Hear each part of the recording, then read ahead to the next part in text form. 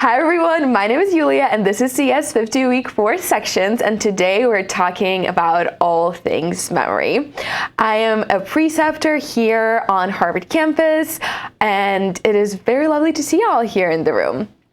So today we're talking all things memory, and that includes pointers, file IO. We're going to get some practice with how to operate these weird pointers things, and also some practice with how to open files, write into them, and read information from them. That should really help you on this week's problem set.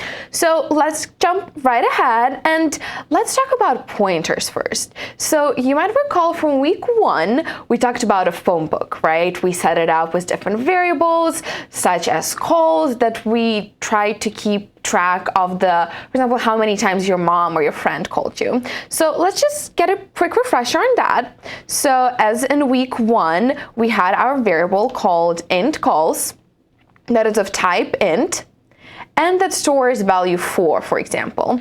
And you can visualize it as this sort of box, right? We're going back to our boxes. We're visualizing these diagrams again. So for example, our value was 4. Well, recall now that every variable also has an address, and here we came up with a fake one, and it will certainly look different in your system, but every variable has an address, and so using this address, we can now create a pointer. And so what are these pointer things? Well, the setup is again very similar, where we have a name of our variable, which is p, sort of like short for pointer, but again, it can be anything you want. The type is a pointer to an integer, right? And the way that we define that is by having int come very first to define this data type that our variable is going to point to, and the asterisk right next to p is what makes this variable a pointer. And what do these pointers store? Well, they store addresses, right? You can now imagine this second box that now stores an address of variable calls. Note too that since every variable has an address, variable p will also have an address, although we rarely use them, and it is just important to emphasize that it exists out there.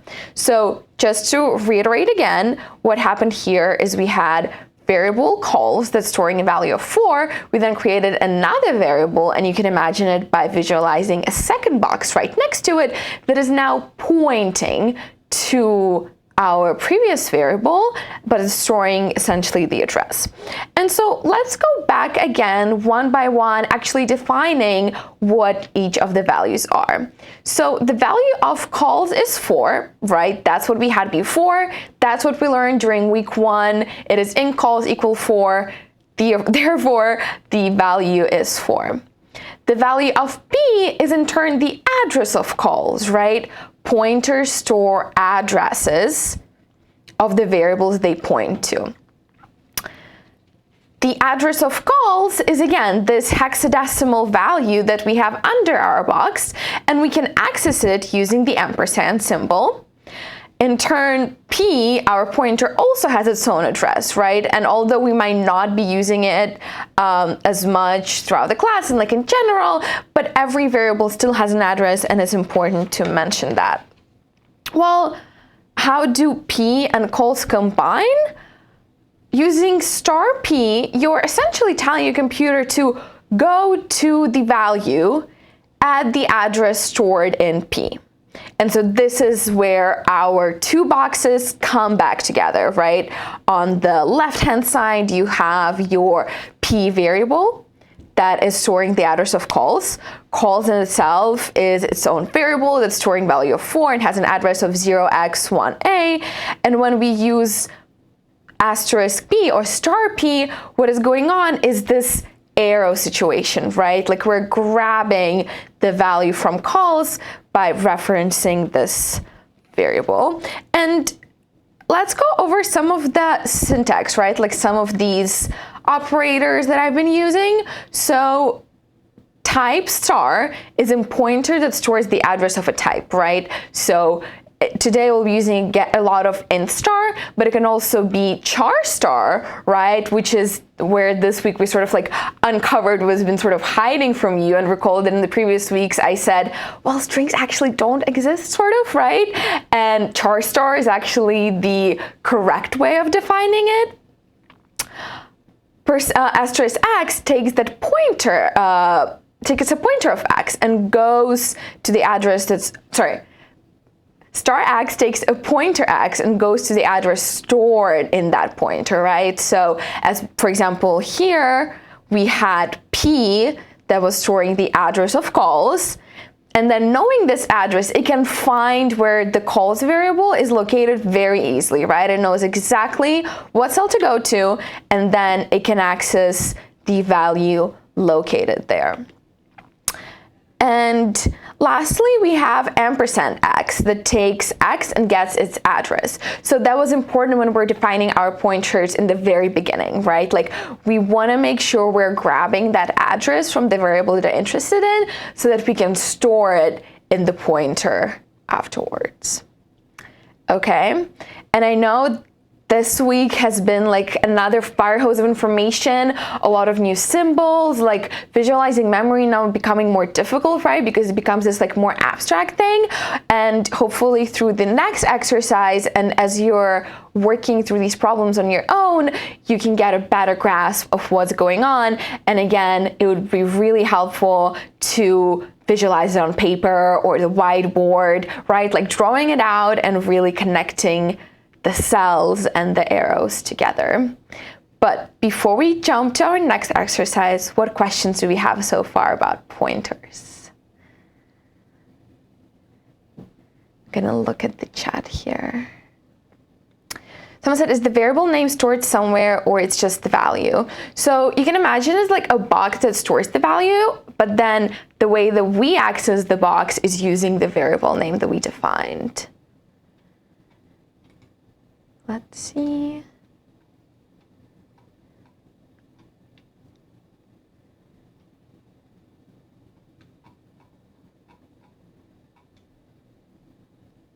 What's the danger of using pointers? I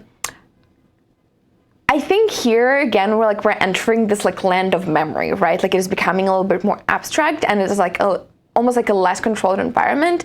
So like with the pointers and with malloc that Professor Mail introduced this week as well, we are more prone to, for example, segmentation faults, right? Or like memory leaks and those kind of errors.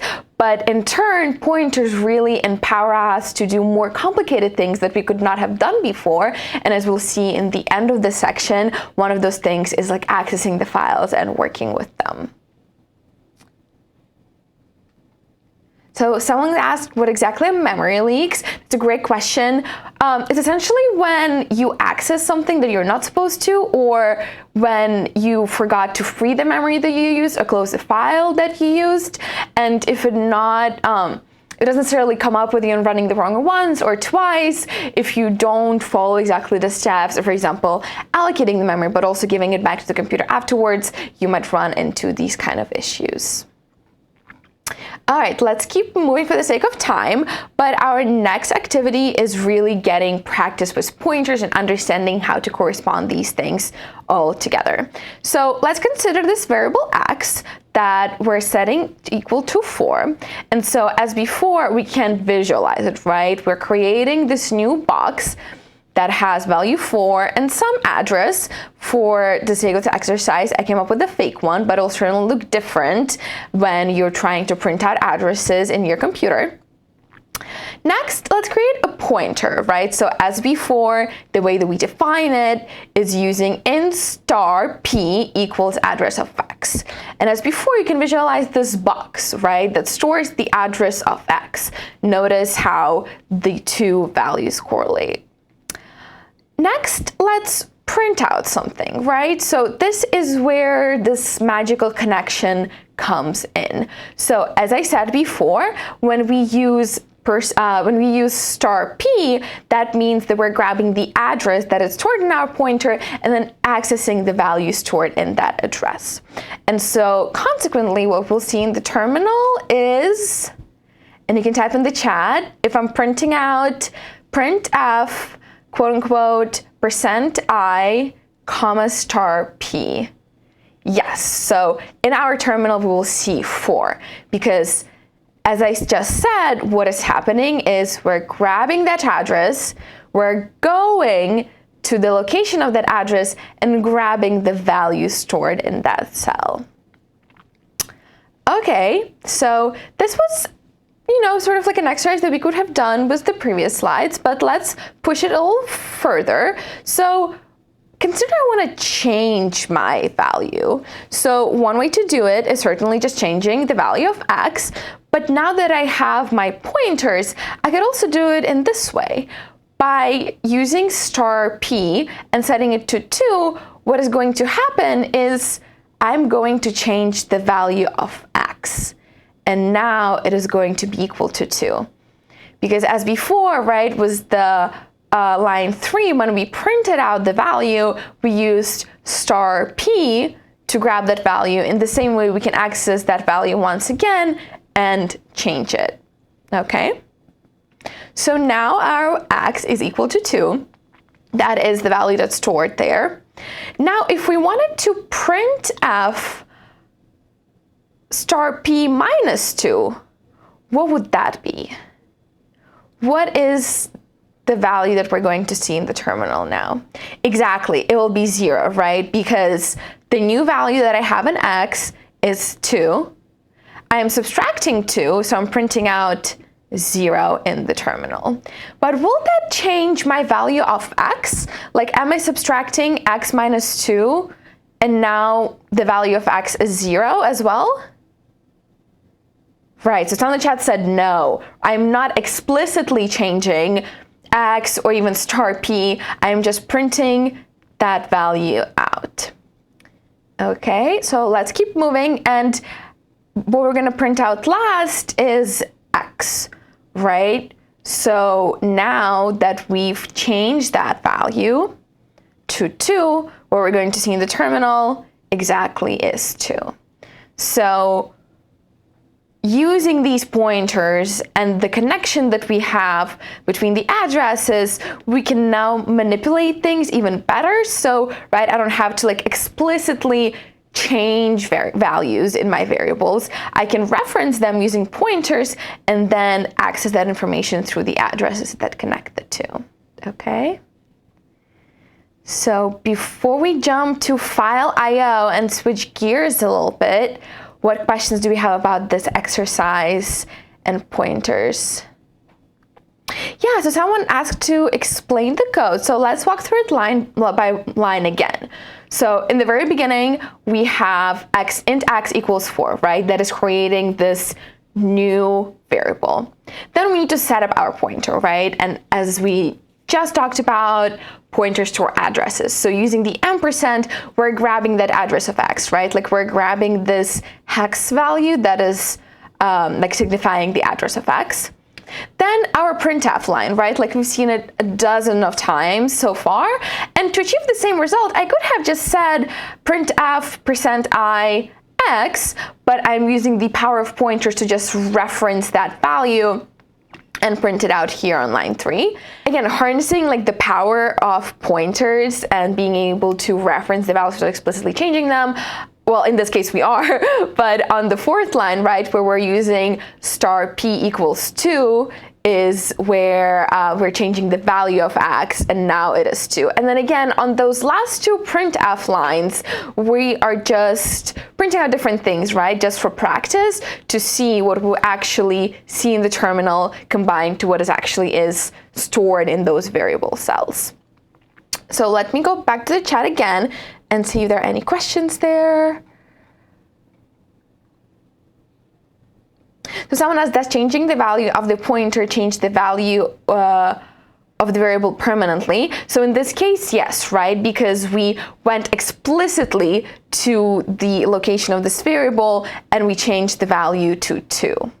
For example, on line, 5, when we printed out star p minus 2, we just use that value, right, and subtract it 2. Okay. So why didn't the last value change from 0 to 2?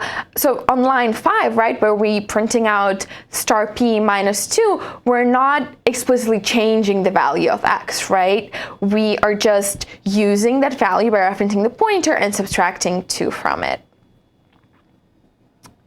Okay, let's keep moving forward for the sake of time, but I'll try to get some of my questions in the end of the section. File.io, right? So this is where why we need pointers comes in, right? So the things I just talked about, you could try to do that with just the variables that we knew, but with the files, this is where the pointers come really in handy, and this is what will enable us to do more complicated things that frankly we could do before. So to get us started, here are 2 of the key functions that we will use in the beginning. So the first one is fopen. This will allow us to open a file to either read or write into it. As I mentioned briefly just a few minutes ago, it is really important to close those files, right? So if we fopen anything like a file called input or a file called output, we must close it after we're done with it. So this is a really good practice to get into. Anything you fopen, make sure you close it, because again, we're going to run into these memory issues and weird errors that might be difficult to solve. So making sure that you have this very explicit approach of how you handle the code is very important. Okay. Yeah, someone's mentioning malloc in the chat. So this is again where all these errors come in. So we're not going to talk about malloc function a lot during this section, but malloc can be used to create memory, right? Like if we want to allocate some memory for us to use, but it's really important to free that memory that you allocated and use to go back to the computer so that we don't run into any memory errors. So let's consider this file. So for example, I have a txt file that has hi in it, and it is stored at some address. Well, how could I use it, right? Like how can I open it? How can I read from it or write into it? I can use my function called fopen. And again, it's whoa, things escalated really quickly, right? There was so much stuff going on, the stars, the capitalization, all the other arguments. So let's parse it one by one. So the first thing that we have is the name of the variable, right? Again, variable names can be anything that you want. So in this case, I chose input, but it could also be file or text or word, right? It is up to you as a programmer what variable names you want to use. Then with every variable definition comes the type, right? So in this case, our type is a pointer to file, right? So we've seen int star, we've seen char star. File star is again very similar, but someone just went ahead and defined what file is, and is literally these txt files or any other files, right? And so as before, our pointers store the address, right? So on the bottom of my txt file right here, I have its address. So what the input is actually going to store is the address of this file. And the way I could get that address is by using the fopen function, right? So when I use fopen, what it will return is the address of the file that I am trying to access. Well, let's parse fopen one by one as well. First argument is the file name, right? So hi txt or test PDF, right? It can be whatever file you want to use. Then the next argument is the mode, right? So in this case, what we want to do is just read from the file that we've opened. So we're using R, short for read. If we want to modify the file, right, or write something into it, the mode we can use is W. And I believe in this week's lecture, Professor Malin also defined something that like RB and WB, that is for reading or writing binary files, right? Explicitly saying that the sort of like the bits of the pieces of data that you'll be reading are binary, so like no need to try to like interpret it or understand what it is, right? So we have this setup. We've opened our file. We now have the address of our txt. What is going on next? Well, as before, there's an arrow, right? So again, we're going back to these diagrams and we're drawing things, but essentially what the input does, it is a pointer to the address where this txt file is stored. So you can imagine, again, the arrow that points to it. Okay? Now that we've opened our file, what can we do with it? So two key functions that we will talk about today and this week in general is fread, that will read data from a file, fwrite, that will write data from a buffer to a file. And what is a buffer? And we're going to talk about in just a second, but you can imagine it is just a chunk of memory that can temporarily store some data from the file. And there's a little hint of the question I'm going to ask you in just in 2 minutes. So you might think about it already, but why do we need the buffer, right? Like, why do we want to use it? So let's go back to our setup. We have this txt file that is storing hi, right, or any other text.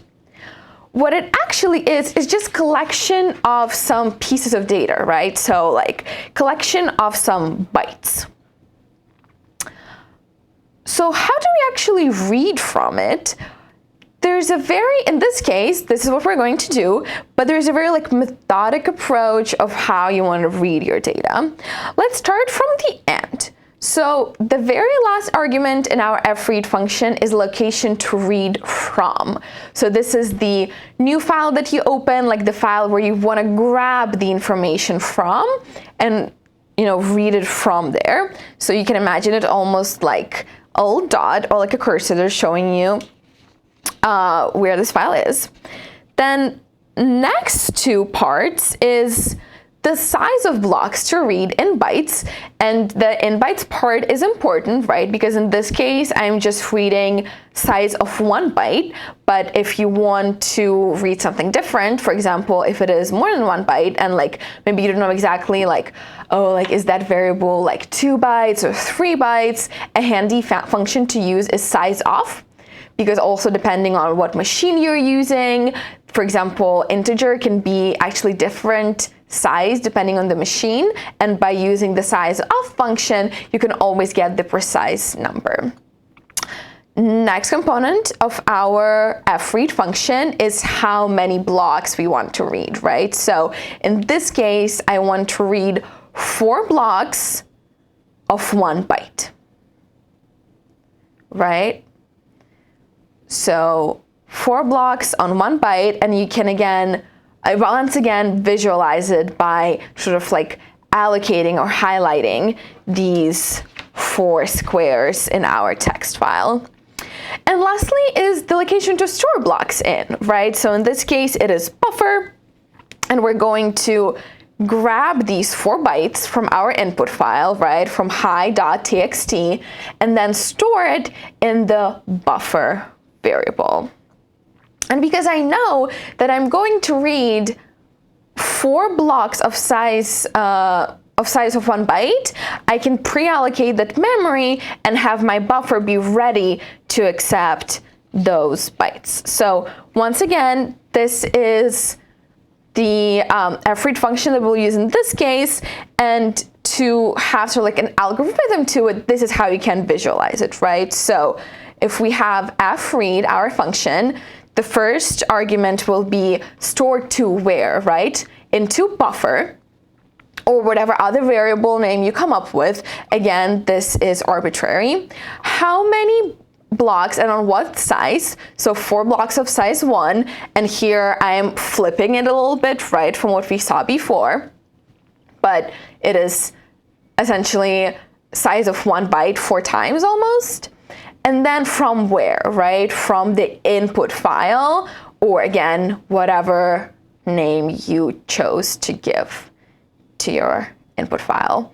So again, to where, how many and on what size, and then from where. This is how we put our fread function together, and this is how we can visualize it in the end, right? We had our pointer input to the file that we were interested in. We grabbed 4 bytes from there, and then we stored it into buffer. So now input is pointing to the next bytes in our txt file. Okay. So this was reading information. How do we, okay, that was reading information, but why were we using buffer in the first place, right? Like I promised you to come back to that question, and now we're back to it. Why were we using buffer in the first place, right? Like why could I not have just done like fread from input to output and be done with it? Why it is important to use buffer?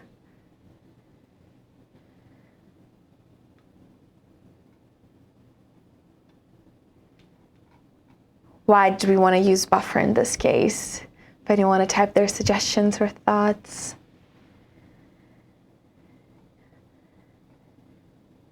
Okay, yeah, so just store it, yeah. We want to like store something in buffer. Temporary storage of data, okay. Memory, right, is a big consideration. There's one more thing.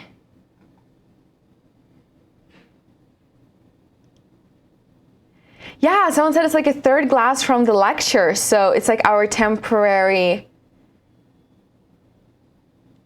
variable that we're creating. So often we don't know where the data ends, right? So I can say like read 200 bytes, right? What if there are more bytes? Or what if there are not as many bytes? And by ensuring that we're doing just like little bits at a time, right? Maybe like 4 bytes at a time, or even 1 byte at a time until we reach the end, is why buffer is important, right? Like we're using this like third glass, as we talked about in like when we're swapping variables, like we're using this like third glass, third variable to be a temporary storage as we're sort of like moving things alone. Okay? So that's why buffer is important. That's why you will find using, you'll find still using buffer a lot this coming week to sort of like temporarily store information. But now that we've learned how to fread, let's talk about fwrite, right? So we not only just want to open information, we also want to make sure we know how to modify it. So the syntax is again very similar, but just slightly different. And let's go through it one by one. So with fwrite, the first argument that I have is from where, right? So contrary to fread, we're sort of like flipping things here. So first, from where, I want to write from buffer. Again, how many and what size? Well, in this case, 4 blocks of size 1. And then the last bit is to where, right? To my output file, or once again, whatever variable you choose to have. So flipping things a little bit compared to fread, but still the same idea, right? I want to read from buffer. I want to write from buffer 4 blocks of size 1, and I want to store them or write them into the output file. Okay, and so this is how we can visualize it again. So if I have these 4 bytes storing in my buffer, what fwrite would do is just copy them over to output, right? So now my output file has those bytes. Okay. So let's take a pause here. I'm going to spend some time answering questions before we go to the last activity of the day. What questions do we have about fread or fwrite, or how we were handling these pieces? Yeah, so someone asked to explain exactly what the blocks are. So if you open like a PDF file, right, or like a text file, you see text on the page, right? That is what's visible to the humans. But what is going on behind is like some sequence of like bytes, right? So this is how we like sort of handle these documents on like a micro level. We like go a level further and we say, okay, I want to read one byte at a time. It might be like, I don't know, a character, or just like if we're looking at the image, like it'll be something different, right? But it'll be one byte at a time. And again, by splitting the problem in these like smaller pieces, we can ensure that we're actually like getting through the entire file versus just like, let's read 200 bytes, right? Like maybe that's too much, maybe that's not enough. We want to make sure we're handling it bitwise. Okay, let's see. Yeah, so someone said fread is like copying some bytes from another file and transferring it to another file. Exactly. By using fread, I'm not changing my hi.txt, right? It is staying the same. Like I'm not taking things away. I'm just copying it or like referencing that file to read things into buffer. So if I go back a little back on my slides, right? So I moved my arrow 4 blocks forward, but they didn't necessarily disappear, right? Like those 4 blocks are still contained in my txt file. It's just for the purposes of this program, like I am moving forward, right? Like I've read those 4 bytes, so I can go on to read the next ones. Okay.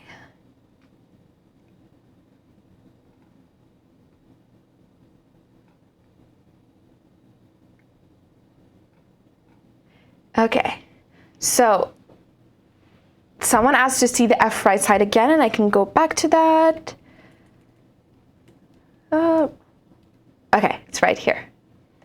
So, right, this is right syntax. But let's go ahead and get some practice with these guys, right? So like fread, write, and working with the files. So on the menu today is the activity. So on the menu today is the activity that will allow us to detect PDF files, right? So what we're going to do is we're going to create a program called pdf.c. And again, you're welcome to follow along with me or reference it after this. But we will write a program that will read the file, and then we'll try to understand if it's a PDF or not. A helpful hint here is that all PDFs begin with a specific 4-byte sequence. And if you do some math and manipulation, you're welcome to figure out what exactly that is. But the example usage of the program is that when we run this PDF program and we plug in a specific file name, it should a specific file, it should let us know if it's a PDF or not, okay? So let's move to CS50.dev. And I already started it a little bit. Oh, okay. I need to go to my directory first. All right. All right, here it is. So I already pre-wrote some code just to help myself move along. So let's walk through it together line by line of all the to-dos that we need to do. So first, and I gave a little hint here. Okay, let's leave this here, but I will show why it is important. So first thing we're going to do is check usage, right? Like we're again making sure that we are writing our programs in a very defensive way. We are telling users exactly how many how many CLAs we're expecting from them and exactly what we want to see. Next, we're going to open that file that the user gave us. We're going to create buffer for that file, right? So again, we want to store just a little bit of it. We're going to create an array of signature bytes, right? So the signature byte is exactly the 4-byte signature or sequence that we're looking for in our PDFs. We're going to match them up, right? So looking at the first 4 bytes of our file, and then at the 4 signature bytes that we define in our array, we're going to compare them.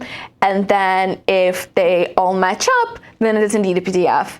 And if not, it's not a PDF file. And in the end, a very important thing we're going to do is we're going to close the file, right? Because we opened it in the very beginning and we want to make sure that we close it back again. Okay, so let's get started. And I'm going to again skip this comment just a second to show what happens if you don't check for CLAs. But let's start writing some code. So as we just saw in the slides, the way that we open file, the way we can use files, right, is by using the pointers. So the type that we're going to point to is file. This asterisk is what gives us a pointer, and I'm going to call my file input. I'm going to use fopen, and inside of fopen, I'm going to use my command line arguments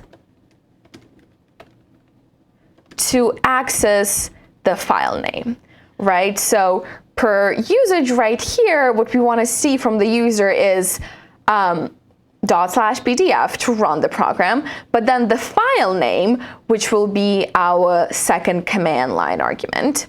And I'm opening it in mode read, right? Because I don't want to modify anything in it. I just want to make sure I'm grabbing the information that I need, and that is it. Okay? Next, I'm going to create buffer for that file, right? For the little bits of information that I'm going to read. And so I'm going to introduce something new, and it is uint8_t buffer. Okay, so the tricky thing in this whole line is just this guy, right? Buffer is just the variable name that I picked. For it is just defining that we will have 4 little cells in our array. But what is uint8_t? Does anyone know what that is? And it's okay if you don't. But yeah, so very close. Someone in the chat says, I believe it's a byte.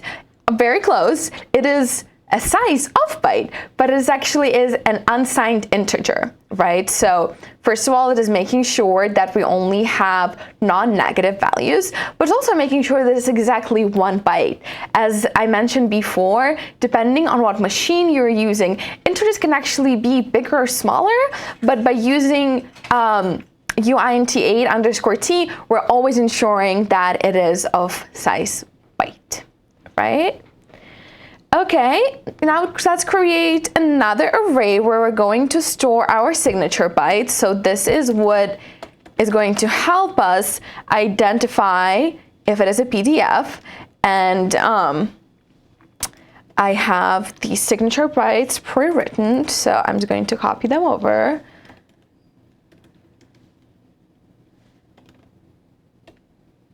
Okay. So this will help us identify if it's a PDF, right? So it is just the 4 bytes that are always contained in the beginning of each PDF. And so by comparing what we will actually read from the file, we will be able to identify that. Okay. So this is where the tricky part comes in, right? Like all of these things, like we sort of knew like how to define arrays. fopen was a little bit new to us, but now is the interesting part, right? Like we want to read first 4 bytes from the file. And by looking at this keyword right here, I see that I'll probably use fread, right? And I mentioned in the beginning that we don't want to modify anything, but can you all help me out? So what 4 arguments do I want to put inside of my fread function? What was the structure of our arguments inside of fread? Okay, so I want to read to buffer. That is my first part. Then I already also have a hint to myself from the comments, read first 4 bytes. So I remember that my second argument in fread is the size, right? So I can say 1 because I know that uint8 is always 1 byte, right? Or I could be more diligent and use the size of function that I was telling you about. So by using size of, I can ensure that no matter what machine I'm using, I always get the exact size of this variable, of this type. Okay, and then after the to location and the size comes the number of blocks, right? So I want to read 4 of those. And then where am I reading them from? What is the last argument? Okay. Some people already tapped in the chat. Yeah, it's input. Exactly. So I'm going to read it from input. Okay, let's make sure it compiles before we go any further. So make PDF, and this is where I'm going to show you why CLA is that important, right? So for example, if I try to do, I get this error, right? Segmentation fault. Why is that the case? Like, why did I get an error?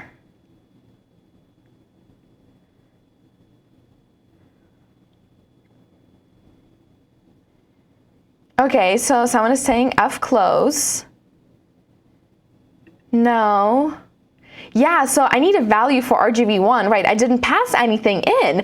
I only have ./PDF, but I don't actually have the file name. So when my computer gladly does what I told him to do, it gets to line 10 and it tries to open the file, but I never told him what that file was, right? I never gave it in the command line argument. So it is really important to make sure you're error checking your program correctly and that you're being a defensive programmer, right? Like you're telling your user exactly what you expect from them. So to write my if statement, how many, what should be my value of RGC? Like how many arguments am I expecting?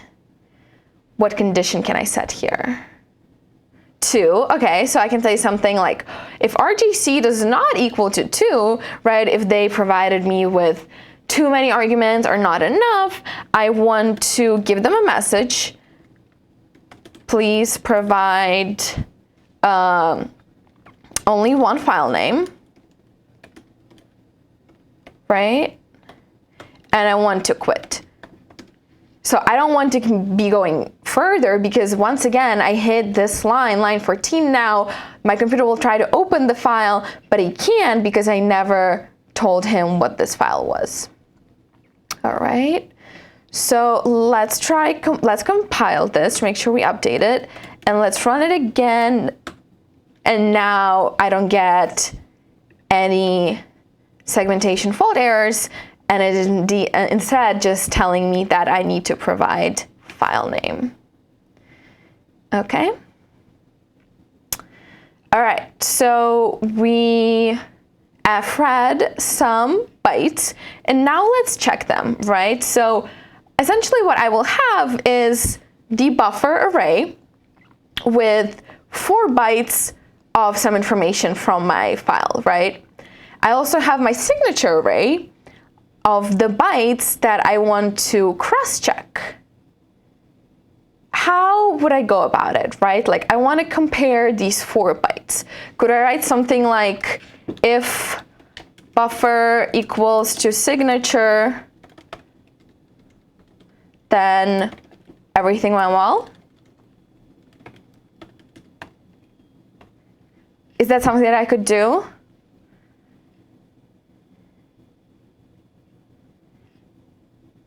Okay, so yeah, people are suggesting to use a loop, and that is exactly the intuition behind it, right? I want to go comparing 1 byte at a time. So as we've seen these past weeks, we're going to set up a very simple for loop where I'm going to go until 4 because I'm only looking at the first 4 bytes. And inside my for loop, I'm just going to compare the values in each of the array 1 by 1. So I could do signature I, right, like indexing into the spot that I'm interested in. If it is not equal to the bytes that I have in buffer, what do I want to do? And I messed up the syntax here.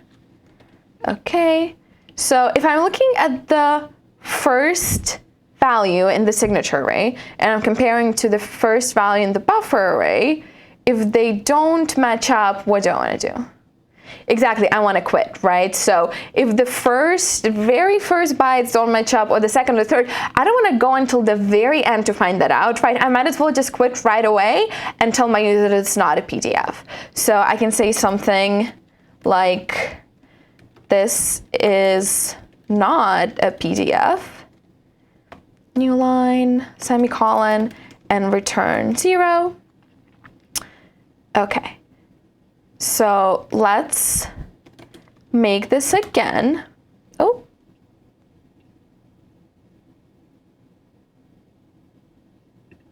Oh. Typo. All right, let's make this again. Make PDF. Okay, let's try running it. And I already pre-imported some test files. So I have test JPEG and test PDF right here. So I'm going to use test PDF. Okay, I don't get anything, and I would say that's a good sign. But if I try to do PDF test JPEG, it is telling me it's not a PDF. So seems like our algorithm is indeed working as we intended, and it is telling us if it's a PDF or not. I would argue it's also nice to know if it is a PDF. So if I get through my entire for loop and I don't quit, I know it is a PDF. So I can just return this message here. It is a PDF. New line. And then lastly, I want to close my file, right? So even though I'm not necessarily seeing any errors right now in the terminal, when I run this program, odds are something might come up later, but I just want to avoid that. So I'm just going to fclose the file that I opened earlier and also return 0 to tell the program that we're done. So let's make PDF again, and let me expand this. Let me clear this first. So make PDF. Okay, let's run PDF on test PDF. Okay, nice. And then let's run it again on test JPEG. This is not a PDF. Okay.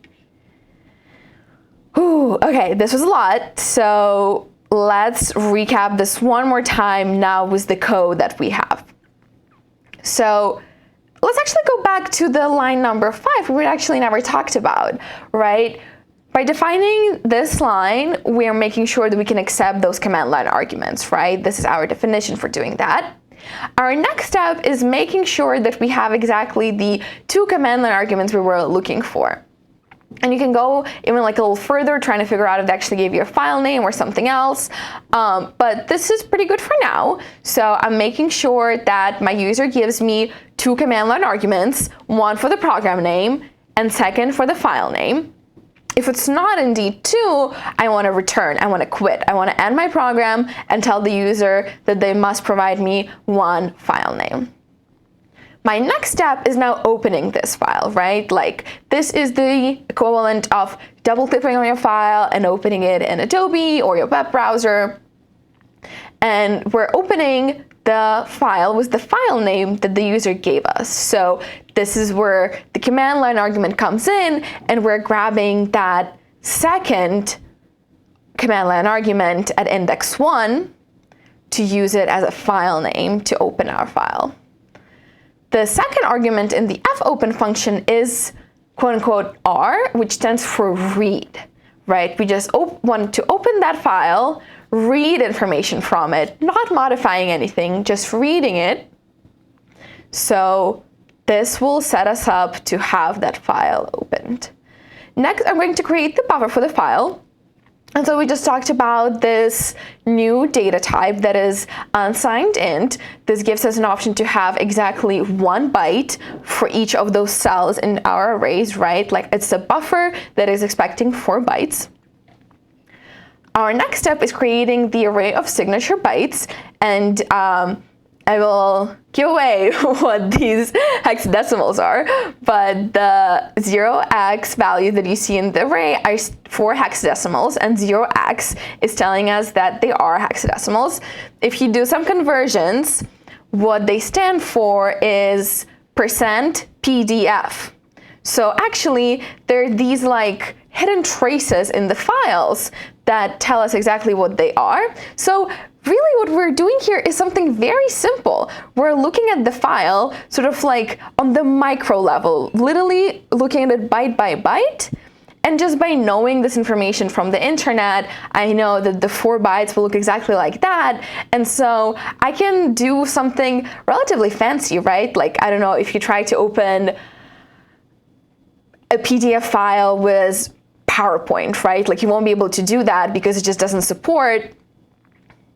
Or maybe it does.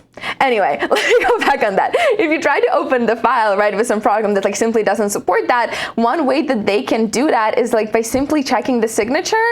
And if it is exactly the file that they can't indeed support, they will return an error message, which is what we're doing in this program. Okay, so line 24 is where our like juicy stuff happens. So this is where we're reading those 4 bytes of information at a time, and we're using our new functions that we just learned. So as again, fread is structured in such a way that we want to read to buffer, we want to read 4 blocks of size byte, and we want to read it from input, right? So just some order and like algorithm to it, once again, that you need to get used to. And then our last piece, where is like our matching up is happening, is actually quite simple, right? Like we've seen the for loops before, we've done the if statements. It is just making sure that we're comparing this information correctly, right? We want to go one index at a time, comparing 1 cell at a time at each of our arrays. I can't do if signature equals buffer, like C just can't compare things like that. And if they're indeed not equal at any point, I want to make sure I'm telling A, my user about that, and B, that I'm quitting the program, right? If my very first byte doesn't match up between the 2 arrays, there is no reason to go all the way through, right? I want to make sure they just quit right away, tell my user, and end my program. But if I indeed got through the entire for loop and I didn't quit and I didn't tell my user something like that it's not a PDF, I can safely say that it was a success, that my file is indeed a PDF. And this is where some of the people might end this program, right? Like, I completed my goal. I either said that it was a PDF or that it wasn't. But an important step that we must take is closing the files that we opened, right? If you're coding the program similar to this, or like the one that uses fopen, literally just say, okay, I have one fopen here, I must have an fclose. And it is common practice to just do it in the end, but I could have also closed my finput on line 25 right here, because I technically am not using it further down in my program, but I kept it open just in case, like what if I want to access it again, but once I reach to the very, very end, like literally right before I'm returning and quitting the program, I just want to close the file to make sure I am not messing with any memory that I am not supposed to be messing with. Okay? All right. What questions do we have about this program, about pointers, memory, before we break for today? So someone said, could we use malloc for buffer? And we indeed can, right? We can use malloc to allocate the same amount of memory. In this case, like creating an array, just because I know exactly what size it needs to be, that works as well. Okay, let's see.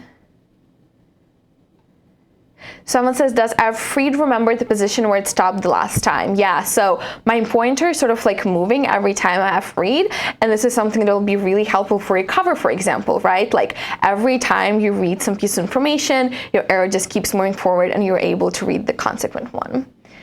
So someone said, can we use char star argv? Yeah, we sure can. So this is sort of like would be taking our training wheels off, and we could do char star RGV. That is just the string, but I'll keep this just for now. Okay, let me see, there's so many questions. Can I point to a pointer? Yes, you can. I think someone already answered that in the chat. It'll just sort of be like creating this like string of things. There is no reason to do that unless you really need to, because pointers like take up space, right? When we use pointers, we're almost like doubling, if not more, the memory that we're using. So again, we want to use them exactly in the situations when we need to. So do fread and write only work in bytes? That's a good question. So actually, let me show an example. So if I go into manual pages, yeah, so let me show an example. If we go into manual pages and I open fread, I can read the description where under the size, and let me zoom in here a little bit. So under the size component, it says which is the size in bytes of the data, of type of data to read. So this is just how fread is set up, and you will actually find that the two, sort of like the size and the number, can be interchangeable depending on the situation. But yeah, we want to make sure we're specifying it in bytes, and the easiest way to go about it is just using the size off function, right? That will always return exactly the size of the data type that we're looking for. Okay, let's see. There's so many more questions. Can we close the file input inside the loop? Yeah, we sure can, but consider the case if we don't get to this part, right? If we try to close here, we might never, like if it is exactly in PDF, we might never reach that point. So you always want to make sure that you're closing the file, like not inside the if statements or like somewhere where your code might not reach, but just doing it in the very end is a good habit to get into. Okay. So the usage for the program, someone asked in the chat, is /pdf and then the name of the file. So in this case, I use test.pdf, and you just want to make sure you have those files in your environment before you try to access them, because obviously if you don't have it, you'll also get an error. Okay, let's see. So why do we return 0 when we already closed the file? So this is going back to the previous week, right, where we talked about the main function a little bit. So in my definition of the main function, I say int main and then whatever arguments I am accepting. By saying int main, I am specifying that the return type of my main function has to be like a number, an integer. So in this case, I am like returning 1 when I want to terminate on line 11 if I didn't in fact get the correct number of arguments. Or here, I am also returning 0 and returning 0 here. You could, again, write different numbers. It doesn't really matter. I could write 4, but 0 is for a successful program. And even if it's not a PDF, right, like our program was still successful. It identified what kind of file it is. Or rather, if it was a PDF or not, so it was still a success, so we can return 0 here and then 0 in the very end. Alrighty, so let's go back to our slides, and again, this week and even the last week has been escalating really, really fast. So definitely make sure you're taking the time to go through the section slides, go through the recordings of the lecture, and even writing out things on paper and drawing those diagrams like we just did today would be really helpful. But this was it for today. My name is Yulia. This was week 4 of CS50. Thank you so much for joining our section, and I see you again later.